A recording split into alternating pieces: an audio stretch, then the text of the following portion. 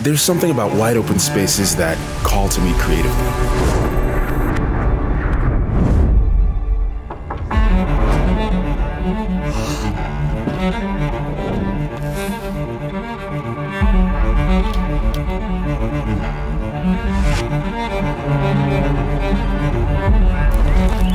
Amidst towering trees and whispers of wind, each frame is a new perspective, a fresh breath of inspiration. That's why I love it out here. In this dance of light and shadow, solitude becomes a canvas, painting stories untold in the wilderness.